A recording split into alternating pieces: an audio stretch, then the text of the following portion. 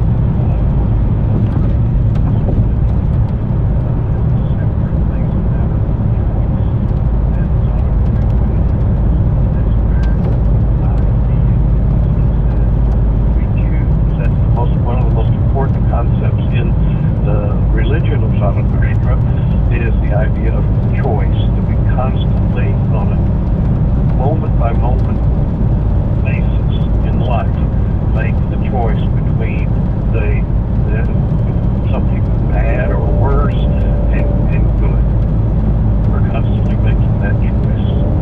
And so the religion itself, the idea to embrace this idea that there is one God, this God is Ahura Mazda, the other gods and goddesses are abstract principles which are co-workers of this entity, and that the purpose of it is to make the world better, make yourself better, make the world better, and that eventually there will be a final perfection of the world, which is at present in a state of war between good and evil.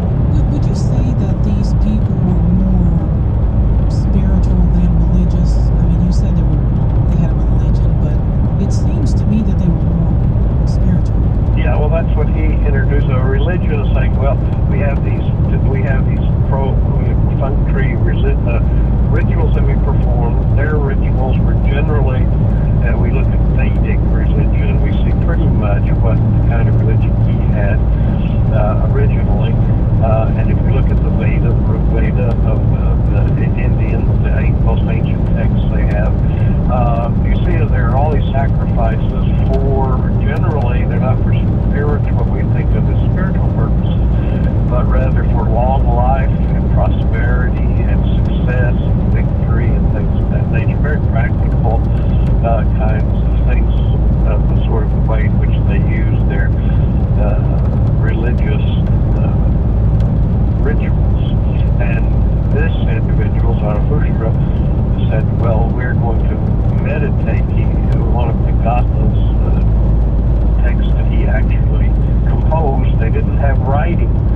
You see, he composed, which is true of the Vedas and so forth. Everything back then was done this way, that people would compose a hymn or mantra, a verbal piece of work, and it could be quite long, and they would compose it, memorize it, and then pass it on to pupils. And these things stood the test of time. For example, when we see the Rig Veda, which was composed around 1100 BC, thereabouts, most of it, when people started writing it down and copying it many centuries later, the Brahmins of India continue to this day to learn the Veda orally. And so when people compare what these men learned as pupils and to be the priesthood and the written text, it matches up exactly, so that handing on something in an oral tradition is actually much more reliable than is a written text, because a written text, once you introduce a mistake into it, and then people rely on that written text, and it's the only source of information they have on the contents, then therefore they will recopy that mistake, and then mistake will build on mistake, and what are called scribal errors will just proliferate in the text, and it becomes very corrupt. But an oral tradition remains pure because there's always a monitor, a human living monitor, teacher there to listen and say, oh, that was an error, that word was wrong, you need to go back and start over again and do it again. So it's constantly being monitored, and it survives because it survives in secret. No one can tell. People can burn books, but unless they know the people who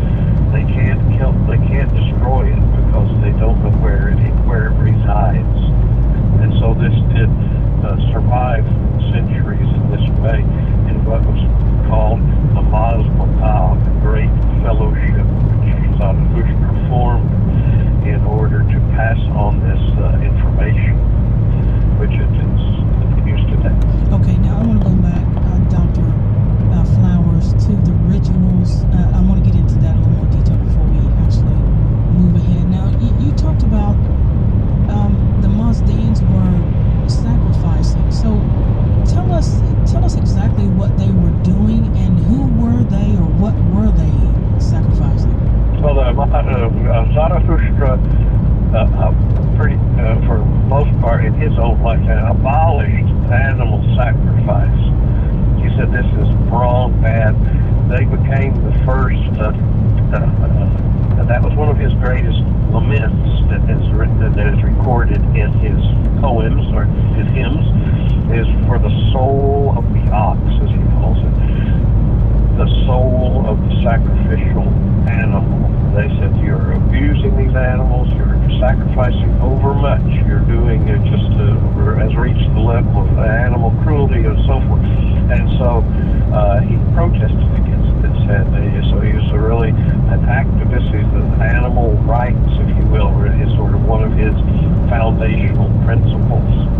And so these older cults he grew out of it, but abolished in his own school, although these didn't just disappear, they continued on. But it took centuries for Zoroastrianism to really become the dominant religion in the Iranian world. So they were sacrificing animals. How they did that was very much different from the way the Jewish people sacrificed animals. And this ties into the other things that I have a book called The Moslem Way, which goes into some of these particular questions I'm about to address. Sacrifice of the animal in the old way, that was the way that Zarathustra did it, and all Indo-European peoples did, was really what we would today call, or what one of my professors called, a holy barbecue, in the sense that they slaughtered the animal, and they gave this to the Greeks, all Indo-European peoples. Then they gave to the gods what they thought was the gods' portion, which was the forelegs, the head, the skin, and fat. Too much fat. They burned that and gave it away to the gods, or put it into shafts into the ground for earth gods and goddesses, etc. And then the meat that we want to eat, that's our portion as human beings, and they would eat this as a feast. So it was not the way that the Jews, would take a goat or a lamb or whatever, and they would slit its throat, let the blood run off, then throw the whole carcass of the animal into this brazen furnace, right, in front of the temple, and give the whole thing to God. So it was, when we hear the word sacrifice, we oftentimes think of throwing something, wasting something, throwing something valuable away to the gods, and being, enmeshed in superstition in this way. And but the Indo-European way was really to divide between what is the gods and what is man, and to consume what is ours and give away what is theirs. So that was the way in which that sacrifice worked in ancient times. I just wanted to clarify the difference between the two things. But still, there was an overindulgence in this. They were slaughtering too many creatures, and probably just leaving them to rot, and not being proper with it. They were so bent on victory and success in life, and they thought, this is a magic formula. If I get a priest to perform a sacrifice for me before I go and do war, engage in war with my neighbor, my tribal neighbor here, I'll get victory, I'll get success, I'll get wealth, I'll get long life. I'm going to have use this priest like a magician. He was a magician in the sense that he has the power through ritual to make things happen. And so they were essentially prostituting their craft to these powerful men. And he protested against that. And so we must be principled and serve wisdom, and not only material success, although it had no duality or division between this world. That's one of the great misinterpretations when people hear the word Zoroastrianism or Zarathustra. They think that he is a dualist, yes, but it's a dualism between good and evil, between a moral dualism, not a material spiritual dualism. is a heresy of the Manichaeans and other heretical sects who misinterpreted and or misused the concept of dualism and turned it into a matter-spirit duality, when in fact Zarathustra taught that there's good and there's bad, and there's good spirit, good matter, bad matter, and we have the constant choice as human beings to choose the good over the bad, the better over the worst choice at each moment in life.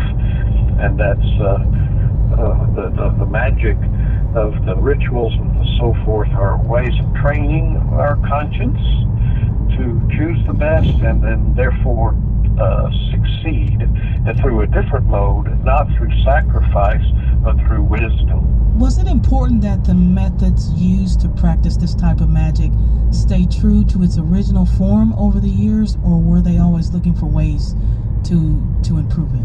Well, good, excellent question. I love that question. That's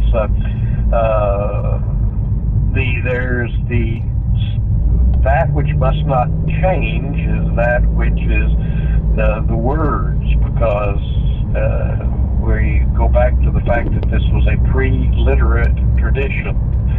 So to preserve anything of value, which they said this has to be preserved, there had to be this adherence to the form of the religion, that is the form of the ritual, the form of the mantras, the prayers, if you will, and the form of the ritual itself. There was a strong adherence to this form. He's greatly simplified it, but we have to remain with this because this is where the power is in this form. So it will work. It's kind of like, how does this electrical engine work? These are principles which must be employed in order for it to work. When you've got a lot on your plate, your financial future is the last thing on your mind. You've got groceries to buy, gas tanks to fill, and your kid just got invited to another birthday party. How are you supposed to find the time or the money to invest? Let Acorns help. Acorns makes it easy to invest for you, your kids, and your retirement all in one app. Answer a few questions, and Acorns will recommend an expert-built portfolio that matches your money goals. Then, Acorns automatically invests your money for you every day, week, or month, whatever works for you. You can even start investing with your own spare change. Acorns is an easy way to invest for your future while you take care of today. Ready to give your money a chance to grow? Download Acorns now and sign up in just 5 minutes. Investing involves risk, including the loss of principal. Please consider your objectives, risk tolerance, and Acorns fees before investing. Acorns Advisors LLC is an SEC registered investment advisor. Brokerage services are provided to clients of Acorns by Acorns Securities LLC. Member FINRA SIPC. For more information, visit acorns.com. When you've got a lot on your plate, your financial future is the last thing on your mind. You've got groceries to buy, gas tanks to fill, and your kid just got invited to another birthday party. How are you supposed to find the time or the money to invest? Let Acorns help. Acorns makes it easy to invest for you, your kids, and your retirement all in one app. Answer a few questions, and Acorns will recommend an expert-built portfolio that matches your money goals. Then, Acorns automatically invests your money for you every day, week, or month, whatever works for you. You can even start investing with your own spare change. Acorns is an easy way to invest for your future while you take care of today. Ready to give your money a chance to grow? Download Acorns now and sign up in just 5 minutes. Investing involves risk, including the loss of principal. Please consider your objectives, risk tolerance, and Acorns fees before investing. Acorns Advisors LLC is an SEC registered investment advisor. Brokerage services are provided to clients of Acorns by Acorns Securities LLC. Member FINRA SIPC. For more information, visit acorns.com. The second part of the question, or the second angle there, is about improvement and, if you will, progress.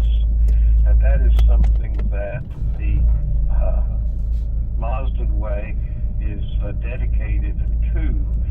That there, for example, the distinction that oftentimes many religions have problems with science, saying, oh, that's a new discovery, we don't like that. We want to say, oh, the earth is still flat, or the earth is still the center of the universe, or whatever resistance to scientific discovery is there. This is absent in the Mazdan way, because progress, that the human there is always progress. There is movement forward.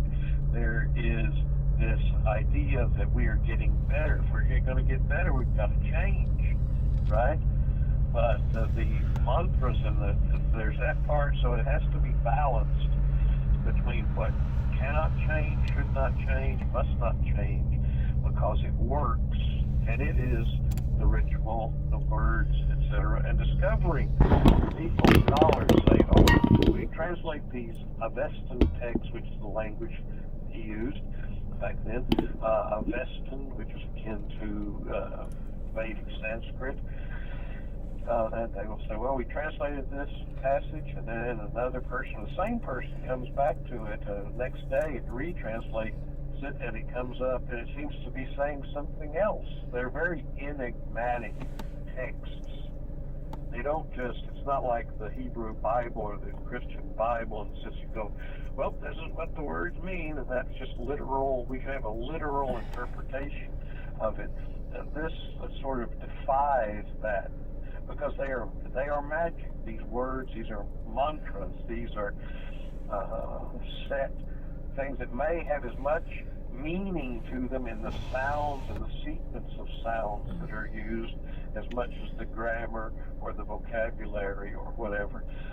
But as far as progress and change is concerned, this is something that the Zoroastrian is dedicated to, Mazda is dedicated to, because we've got to get better, we've got to change, we've got to evolve. Now, old conservative Zoroastrians, Parsis, mainly found in India, but now throughout the United States, we don't have anything to say about their tradition, because they have continued it, and that's theirs. But what I'm doing with the Occidental Temple of the Wise Lord, which this original magic is an exponent of, is to receive the old traditions of Zarathustra and make them available to and useful within not only a quote Western culture, but any global culture, you see, as opposed to being bound to the Iranian tradition, because Zarathustra was intending for this to be a universal, global way of thought, not something that was tribal. That got to be necessary for it to be tribal, because when Islam conquered Iran, then the people who burned the remains of Zarathustra, they had to not proselytize or fool with the Muslims who converted. And in India, that was part of the deal also. The Parsis, the Iranians who went to the Mumbai area of India and created a community there, were welcome as long as they didn't try to convert the Hindus to Zarathustrian religion. So they had to. So those two circumstances rendered this Zoroastrian religion something that was tribal and regional and ethnic, when its first intention was to be universal and global in its scope. And so we're trying to sort of bring that back and not have be limited by and restricted by the centuries upon centuries of accumulated formal tradition that the Zoroastrians are bound by, and so they should be, because they've been successful continuing this tradition for all of these thousands of years. So I honor them for that. But we but the rest of other peoples cannot just adopt, what we call it, culturally appropriate, their whole scene. You know what I mean? We've got to understand it for ourselves within our needs and spiritual traditions. So that's part of what we are doing, and part of what this original magic attempts to do, that anyone can use it. Now, if you see, the one thing that doesn't change, so we have these mantras that one needs to focus on, and then what you get out of it and how you use what your results are rather up to you as an individual and as people for communities based on this. No. All right, very good. My special guest tonight is Dr. Stephen Flowers, and we are discussing his book called Original Magic, The Rituals and Initiations of Persian. It is available on Amazon.com, and we will have more for you when we return right after this.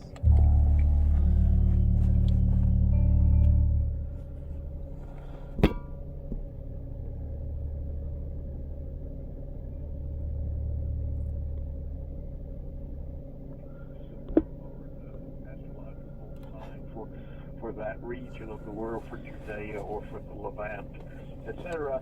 And so to them that meant that if this story has any validity or truth at all, it would have been something like that, which says these people observed a phenomenon in this sign, which meant to them that a Sayoshan, a savior, a world teacher, which is an idea which is an innovation of the Zoroastrians, that there will be a world savior at the end of time, and between now and then there will be numerous other teachers who are Sayoshans, who are saviors or teachers, who will be born to different nations at different times to teach them and transform them and change them and evolve them. And so that's what the story seems to be alluding to. But certainly we can say that these Jewish, Greco-Jewish people of the time of Jesus, who were founding and were creating these texts to be influential on a group of people, believed that it would be a good story to have Zarathustran priests give their approval to their teacher, you see. That much we can say, regardless of how cynical we want to be about the story. And also, of course, that these magi had this reputation as observers of the stars. All right, very good. All right, so let's talk about their meditation. I'm pretty interested in that. So, so was it important to them to do this meditation to contact some source of higher consciousness, or what were they doing there? Yeah, they were, of course, have been called fire worshippers, which is, of course, ridiculous, or it could be considered ridiculous. This is what the Muslims would call Zarathustrans Maju, which just means magi or magicians, but they understood this word to mean fire worshiper. And what this is that all of the elements, or there's certain elements or creations, and one that were created by the various gods in the process of creation, and the last one that was created in this world was that of fire. And fire is considered to be a sort of natural manifestation in the natural universe of the mind of God, the mind of Ahura Mazda. And so when fire is a special creature, isn't it? I mean, under control, it's our greatest friend. As human beings, without fire, that's what the word technology means, is that's the forge fire, the controlled fire by which we create tools and create metals and things of that nature. Without that, why Prometheus brings the fire from the gods to man to transform man. So the idea of fire as a metaphor, not only a metaphor, but a metaphor for consciousness, inspiration, but also a practical, real thing that says, hey, you're building a fire and being able to build hotter and hotter fires in order to be able to work with harder and harder metals. It's very important to human progress. And so that's something that where we see fire is important on all levels, symbolically, practically, etc. And so meditating, fire itself becomes the focal point. Again, kind of a pun. Focus. The word focus means fire. And so we focus a magnifying glass to create fire, etc. So that's a forged fire. And so meditating on this is something that is the basic, most universal form of meditation.